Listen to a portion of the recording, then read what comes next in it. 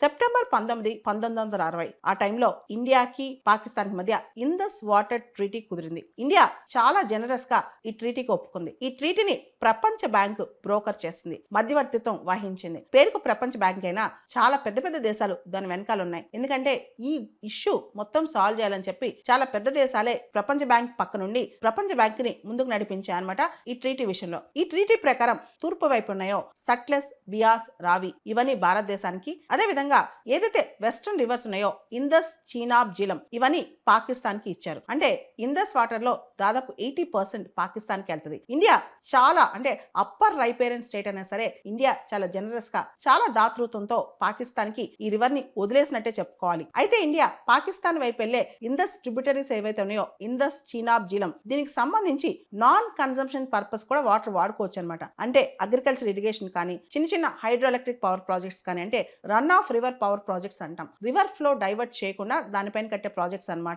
అంటే పూర్తి స్థాయిలో రివర్ ఫ్లోని, ఆ నదీ ప్రవాహాన్ని ఆపకుండా దానిపైన కట్టే ప్రాజెక్ట్స్ ఇందస్, చీనాబ్, జీలం మీద కూడా ఇండియా కట్టుకోవచ్చు అనమాట. కానీ వీటి మీద ఒక్కొక్క ప్రాజెక్ట్ కట్టాలంటే అంత తేలికైన పని కాదు. ఒక పక్క ఇండియాకైనా మరో పక్క పాకిస్తాన్కైనా ఇలా పెద్ద పెద్ద ప్రాజెక్ట్స్ కట్టడం అంత చిన్న పని కాదనమాట. ఈ రోజున ఇండియా ఇందస్ వాటర్ ట్రీటీని సస్పెండ్ చేస్తాను, నేను అబైన్స్ లో పెట్టాను అన్నా సరే దాన్ని మార్చాలంటే, ఆ వాటర్ ఆల్టర్ చేయాలంటే కొన్ని డికేట్స్ పట్టుద్ది అనమాట. అంత తేలికైన పని కాదు.